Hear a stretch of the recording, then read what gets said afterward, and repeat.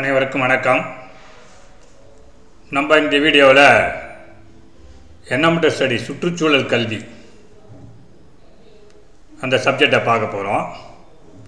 அதில் இன்னைக்கு யூனிட் 1ல் 1.3 topic scope and importance of environmental studies அதை பற்றி பார்க்க போகிறோம். இதுக்கு முன்னாடி 1.1 multidisciplinary nature of environmental studies தனியாக வீடியோ போட்டாச்சு, வெளியிட்டிருக்கிறோம். 1.2 காம்பவுண்ட்ஸ் ஆஃப் என்விரான்மெண்ட் இதுக்கும் தனியாக வீடியோ வெளியிட்டிருக்கோம். இன்றைக்கி இந்த வீடியோவில் 1.3 scope and importance of environmental studies அதை பற்றி பார்க்க போகிறோம். வாங்க scope and importance of environmental ஸ்டடீஸை பற்றி பார்க்கலாம். 1.3 scope and importance of environmental study. Scope of environmental studies அப்படின்னா சுற்றுச்சூழல் கல்வியின் நோக்கம் என்ன, சுற்றுச்சூழல் கல்வியினுடைய குறிக்கோள் என்ன, இதுதான் இந்த டாப்பிக்கினுடைய தலைப்பு. சுற்றுச்சூழல் கல்வி எந்த நோக்கத்துக்கோசம் வச்சுருக்கிறோம், இந்த சுற்றுச்சூழல் கல்வியினுடைய நோக்கம் என்ன, குறிக்கோள் என்ன, அதான் இந்த டாபிக். வாங்க என்னென்ன நோக்கம்னு பார்க்கலாம். The scope and objective of the environmental studies is to cultivate our public to aware and concerned about total environment and its associated problems. பொதுமக்களுக்கு ஒரு விழிப்புணர்வை ஏற்பட்டிருக்கு. பொதுமக்களுக்கு பப்ளிக்கு டு அவேர் அண்ட் கன்சர்ன்ட் ஒரு பொறுப்பு. எதுக்கு? இந்த மொத்தமாக இந்த என்விரான்மெண்ட்டுக்கும் சுற்றுச்சூழலுக்கும் அது சம்பந்தப்பட்ட பிரச்சனைக்கு ஒரு விழிப்புணர்வை ஏற்படுத்துறதுக்கு இந்த சுற்றுச்சூழல் கல்வியுடைய நோக்கம் ஒன்று. 2. Cultivate our people to work individually and collectively towards the solution of current environmental problems and the problems in future. அதில் மக்களை வேலை செய்ய வைக்கணும். அது தனிப்பட்ட முறையில் அவங்கள ஒர்க் பண்ண வைக்கலாம், இல்லை ஒரு குழுவாக சேர்ந்து வேலை பார்க்க வைக்கலாம். எதுக்குன்னா இப்போ இருக்கிற சுற்றுச்சூழல் பிரச்சனைக்கும் இனி வரப்போகிற பிரச்சனைக்கும் அந்த பொதுமக்களை தனிப்பட்ட முறையிலையோ இல்லை குழுவாவோ சேர்ந்து பணி செய்யறதுக்கோசம்தான், அந்த சுற்றுச்சூழலை கவனிக்கிறதுக்கோசம்தான், சுற்றுச்சூழலை பாதுகாக்கிறதுக்கோசம்தான் இந்த சுற்றுச்சூழல் கல்வியினுடைய நோக்கம், குறிக்கோளாகும். இது 2வது point. 3. The objective of environmental studies should be to reduce the degree of uncertainty in life and living. இப்போ நம்ம உயிர் வாழ்கிறோம், பட் அந்த அன்சர்டனிட்டி ஒரு நிச்சயமற்ற தன்மையாக இருக்குது. அந்த நிச்சயமற்ற தன்மைங்கிறத குறைச்சி நல்ல ஒரு கான்ஃபிடென்ட்டாக, இல்லை நம்ம ஒரு நல்ல ஒரு ஹெல்த்தியான மட்டும் தான் வாழ்கிறோம் அப்படிங்கிற சொல்லக்கூடிய லெவலில் வைக்கணும். அதுக்கு இந்த என்விரான்மெண்டல் ஸ்டடீஸு ஒரு கருவியாக பயன்படுது, ஒரு சப்ஜெக்டாக பயன்படுது. இதுதான் என்னுடைய நோக்கம். அதாவது அந்த அன்சர்டனிட்டி ஆஃப் லைஃப், அதாவது ஒரு நிச்சயமற்ற தன்மை, பயமாக இருக்குது, என்னென்னா நிறைய பொல்யூஷன் இருக்குது, என்விரான்மெண்ட் இவ்வளோ சீர்கெடுது அப்படின்னு பயப்படாமல் அந்த பயத்தை ரெடியூஸ் பண்ணி குறைச்சி நல்ல ஒரு ஹெல்த்தி என்விரான்மெண்ட்டை கொடுக்கறதுக்கோசரம் அந்த என்விரான்மெண்டல் ஸ்டடீஸ் நோக்கமாக இருக்குது. 4. To create knowledge of linkages between the development and environment and to find ways of integrating environmental consideration in development projects. அதாவது அவங்களுக்கு மக்களுக்கு ஒரு நாலேஜை கிரியேட் பண்ணுறோம். என்னது? Linkages between the development and environment. ஒரு டெவலப்மெண்ட் ப்ராஜெக்ட் இருக்கு, நாட்டை முன்னேற்றுறோம், நிறைய ப்ராஜெக்ட் வருது. அப்போ அந்த ப்ராஜெக்ட் வரணும், அது என்விரான்மெண்ட்டும் ரெண்டுக்கும் லிங்க் இருக்குது. சுற்றுச்சூழலுக்கும் ஒரு ப்ராஜெக்ட் ஒருத்தக்கும் தொடர்பு இருக்குது. அப்போ அந்த என்விரான்மெண்ட்டை பாதிக்காமல் அந்த டெவலப்மெண்ட்டை எப்படி இது பண்ணுறது அப்படின்னு ஒரு நாலேஜை கிரியேட் பண்ணுறதுக்கு இந்த என்விரான்மெண்டல் சப்ஜெக்ட் அதனுடைய நோக்கமாக இருக்குது. 5. To give idea about the interdependence of nature and people. ஒரு ஐடியா கொடுக்குறோம் பப்ளிக்கு.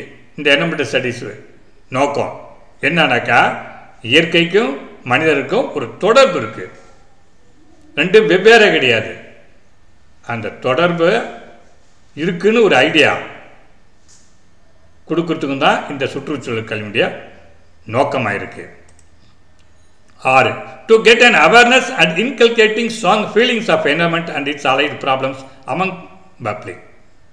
ஒரு அவேர்னஸ் விழிப்புணர்வு ஏற்படுத்திருக்கோம்.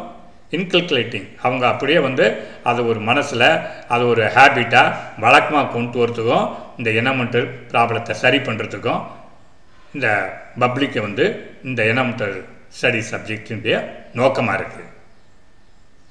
அவேர்னஸ் கிரியேட் பண்ணணும், அவேர்னஸ் விழிப்புணர்வு ஏற்படுத்தணும், இன்கல்கேட்டிங் அவங்க வாழ்க்கையில் ஒரு அது ஒரு இதாக இருக்கணும், வழக்கமாக அதை கொண்டு வரணும், என்வரன்மெண்ட்டை பாதுகாக்கணும்.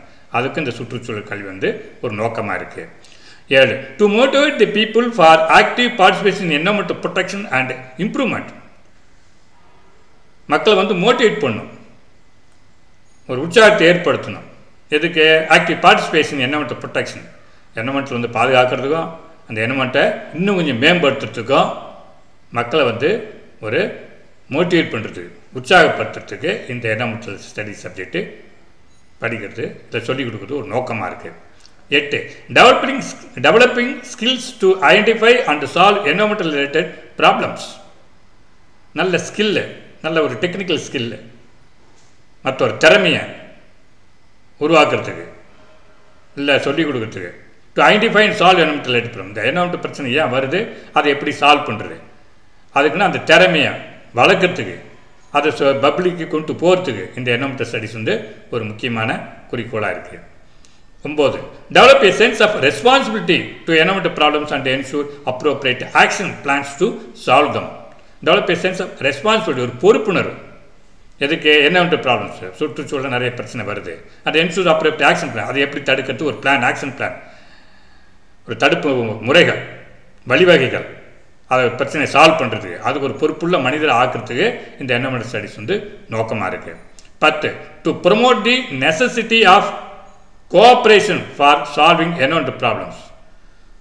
அதாவது வந்து கோஆப்ரேஷன் தேவைப்படுது, லோக்கல் லெவலில், நேஷனல் லெவலில், இன்டர்நேஷ்னல் லெவலில். அதில் வந்து அந்த கோஆப்ரேஷனை ப்ரொமோட் பண்ணுறதுக்கு, கோஆப்ரேஷனாக ஒன்றோட ஒன்று நம்ம தொடர்பில், இது வந்து என்ன மட்டும்னா ஏதோ ஒருத்தங்க மட்டும் பண்ண முடியாது, இல்லை ஒரு கிராமம் பண்ண முடியாது, இல்லை ஒரு ஊர் பண்ண முடியாது, இல்லை ஒரு டிஸ்ட்ரிக்ட் பண்ண முடியாது, ஒரு ஸ்டேட் பண்ண முடியாது, ஒரு நாடு பண்ண முடியாது. இது வந்து இன்டர்நேஷ்னல் லெவலில் இது வந்து இது பண்ணணும். அதனால் அந்த கோஆப்ரேஷன் தேவை. அந்த கோஆப்ரேஷனை ப்ரொமோட் பண்ணுறது, அந்த கோஆப்ரேஷனை வந்து ஆதரிக்கிறதுக்கு, அதை இன்னும் மேம்படுத்துறதுக்கு இந்த என்விரான்மெண்டல் ஸ்டடி சப்ஜெக்ட் வந்து ஒரு நோக்கமாக இருக்குது. To help the public know the real causes of environmental problems and contribute towards solving them. அதனால் என்ன காசு இந்த என்விரான்மெண்டல் பிரச்சனையில் என்ன ஏன் வருது, அதனுடைய உங்களுடைய கான்ட்ரிபியூஷனை, உங்களுடைய பங்களிப்பு என்ன, அதை சால்வ் பண்ணுறதுக்கு பொதுமக்களுடைய பங்களிப்பு, இதை ஏற்படுத்துறதுக்கும் இந்த என்விரான்மெண்டல் ஸ்டடிஸ் வந்து ஒரு முக்கிய நோக்கமாக இருக்குது. ஒரு 11 நோக்கம் சொல்லியிருக்கோம். என்ன சொல்லியிருக்கோம்? இந்த என்விரான்மெண்டல் ஸ்டடிஸு 11 நோக்கம். முதல் நோக்கம் வந்து aware and concerned about total environment. Total environment பற்றியும் அது அதனுடைய பிரச்சனையை பற்றியும் ஒரு விழிப்புணர்வு கொடுக்கறதுக்கு, இண்டிவிஜுவலவோ கலெக்டிவாவோ, அதாவது தனிப்பட்ட முறையிலையோ இல்லை குழுவாவோ சேர்ந்து இந்த என்விரான்மெண்ட் ப்ராப்ளத்தை நிவர்த்தி செய்கிறதுக்கு, பணி செய்கிறதுக்கு பொதுமக்கள்கிட்ட வந்து உண்டாக்குறது. அப்புறம் அந்த ஒரு நம்மள்கிட்ட வந்து ஒரு நிச்சயமற்ற தன்மை இருக்குது, இங்கே இதில் நிறைய பொல்யூஷன் பிரச்சனைலாம் அந்த மாதிரிலாம் இருக்கிற மாதிரி தெரியுது, அதை வந்து ரெடியூஸ் பண்ணுறதுக்கு இந்த என்விரான்மெண்டல் ஸ்டடி சப்ஜெக்ட்டு நோக்கமாக இருக்குது. நாலேஜ் கிரியேட் பண்ணுறதுக்கு இந்த மாதிரி என்விரான்மெண்ட்டுக்கும் டெவலப்மெண்ட் ப்ராஜெக்ட்டுக்கும் தொடர்பு இருக்குது. அதனால் அது வந்து என்விரான்மெண்ட் டெவலப்மெண்ட் இருக்கிறப்ப என்விரான்மெண்ட்டு பண்ணக்கூடாது, பாதிப்பு ஏற்படுத்தக்கூடாது அப்படின்ட்டு ஒரு நாலேஜ் கிரியேட் பண்ணுறதுக்கும் இது வந்து பயன்படுது. அப்புறம் ஒரு ஐடியா, நேச்சருக்கும் பீப்புளுக்கும் தொடர்பு இருக்குது அப்படின்னு ஒரு ஐடியாவை கிரியேட் பண்ணுறதுக்கும் இந்த என்விரான்மெண்டல் ஸ்டடிஸ் வந்து ஒரு குறிக்கோளாக இருக்குது படிப்பு.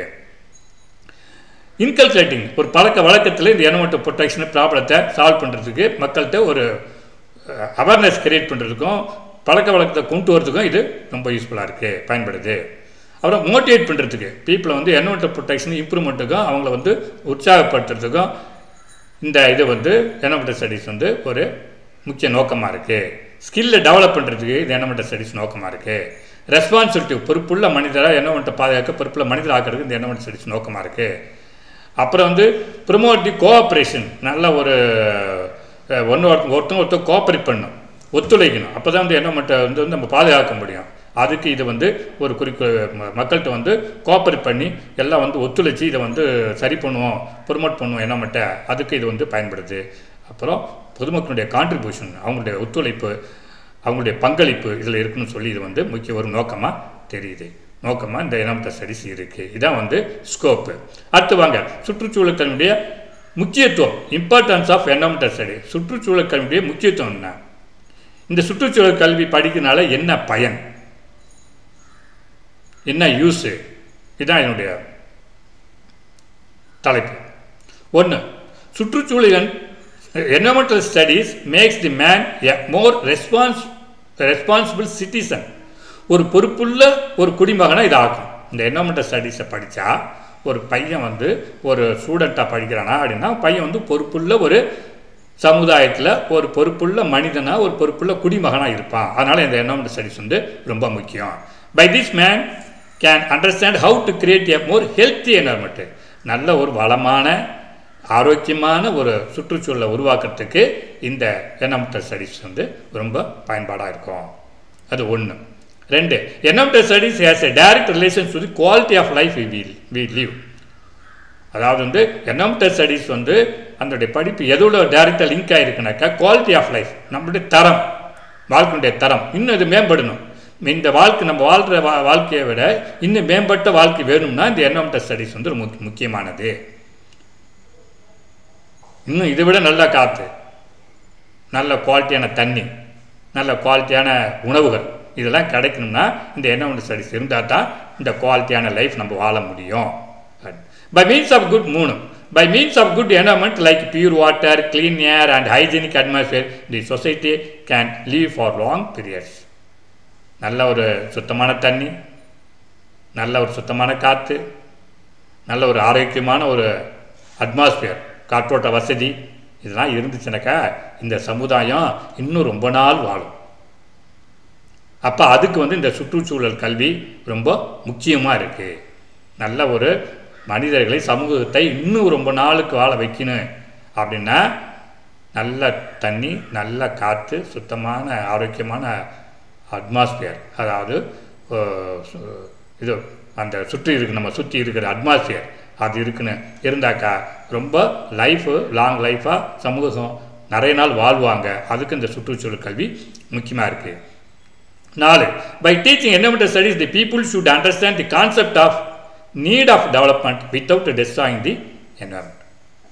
அதனால் இதில் அந்த பீப்புள் வந்து அண்டர்ஸ்டாண்ட் புரிஞ்சுவாங்க. இந்த படிப்பு நம்ம சொல்லிக் கொடுக்கணும் என்னன்னா நீட் ஆஃப் டெவலப்மெண்ட் ப்ராஜெக்டின் தேவை நாட்டை முன்னேற்றத்துக்கு. அதே சமயம் என்ன மட்டும் பாதிக்கக்கூடாது, முன்னேற்றம் இது சுற்றுச்சூழலில் பாதிக்காதவாறு இருக்கணும்ட்டு மக்கள்கிட்ட ஒரு புரிதல் உண்டாக்க முடியும் இந்த என்வரன்மெண்டல் ஸ்டடீஸை படிக்கிறதுனால. அதனால் இது வந்து முக்கியமான சப்ஜெக்டாக இருக்குது.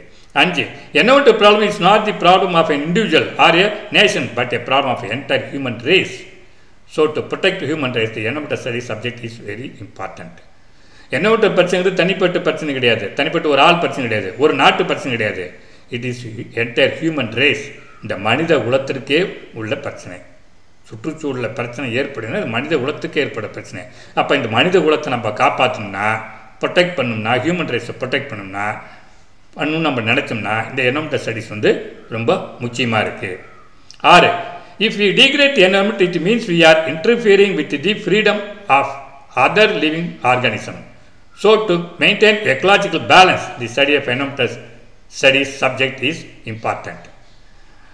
அதாவது நம்ம வாழ்கிறோம், நம்மளுக்கு ஃப்ரீடம் உரிமை இருக்குது, ஆனால் அடுத்த ஆர்கானிசம் வாழ்றதுக்கு அதுக்கு உரிமை இருக்குது. நம்மளுக்கு உரிமை இருக்குன்னு சொல்லி அதனுடைய உரிமை பறிக்கக்கூடாது.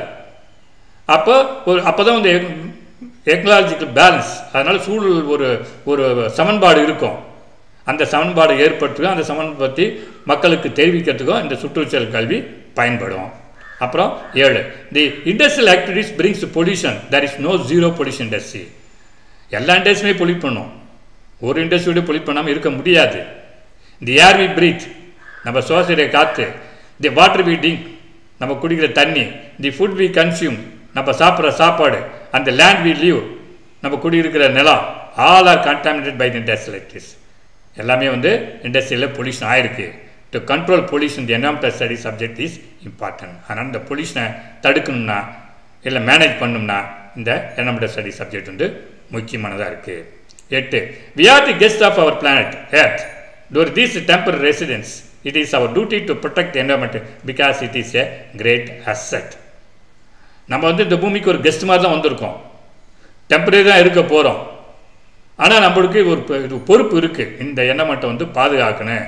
இது வந்து முக்கியமான சொத்து, இது போனால் திரும்பி வராது, அழிச்சா நம்ம மட்டும் இல்லை நம்ம சந்ததியினரும் பாதிக்கப்படும் அப்படின்னு ஒரு பொறுப்பு நம்மளுக்குள்ளே வரணும். அதுக்கோசமும் இந்த என்விரான்மெண்டல் ஸ்டடீஸ் வந்து முக்கியமானதாக இருக்குது. So to save environment the environmental study subject is very important. மொத்தத்துக்கு என்விரான்மெண்ட்டை சேவ் பண்ணணும்னா, என்விரான்மெண்ட்டை பாதுகாக்கணும்னா இந்த என்விரான்மெண்டல் சப்ஜெக்ட் வந்து முக்கியமானதாக இருக்குது. Therefore environmental study subject is useful and worthful. அதனால் இந்த என்விரான்மெண்டல் சப்ஜெக்ட் வந்து ரொம்ப பயன்படாகவும் ரொம்ப ஒர்க்ஃபுல்லாகவும் இருக்கும். ஏன்னா because environment is our health and wealth. Environment தான் நம்ம உடல்நலம், என்விரான்மெண்ட்டு தான் நம்ம சொத்து, என்விரான்மெண்ட்டு தான் நம்ம வளம். அதனால் என்விரான்மெண்டல் ஸ்டடீஸ் வந்து ரொம்ப முக்கியமானது அப்படின்னு சொல்கிறாங்க. இந்த வீடியோவில் எது பார்த்தோம்னா 1.3 scope and importance of environmental studies. நோக்கம், அதனுடைய முக்கியத்துவம். கிட்ட ரெண்டும் வந்து ஒரே மாதிரி தான். அங்கே இருக்கிறது இங்கே எழுதலாம், இங்கே இருக்கிறது அங்கே எழுதலாம், ஒன்றும் தப்பு கிடையாது. அதனால் வந்து நீங்கள் வந்து அதில் வந்து நம்ம எத்தனை பாயிண்ட் சொல்லியிருக்கோம், அந்த என்விரான்மெண்டல் ஸ்கோப்பில் வந்து ஒரு 11 பாயிண்ட் சொல்லியிருக்கோம். என்விரான்மெண்டல் அந்த இம்பார்ட்டன்ஸு அதில் வந்து பார்த்திங்கன்னா ஒரு 8 பாயிண்ட் சொல்லியிருக்கோம். அதனால் 11, 8, 19 பாயிண்ட் மொத்தத்தில் இருக்குது. 19 படிச்சதை கூட ஸ்கோப் மட்டும் கேட்டால் கூட அதை மட்டும் 11 பாயிண்ட் எழுதலாம். இல்லை இம்பார்ட்டன்ஸ் கேட்டாங்கன்னா இந்த 8 பாயிண்ட் எழுதலாம். மொத்தத்துக்கு ஸ்கோப்னா நோக்கம், குறிக்கோள், இம்பார்ட்டன்ஸ்னா முக்கியத்துவம்.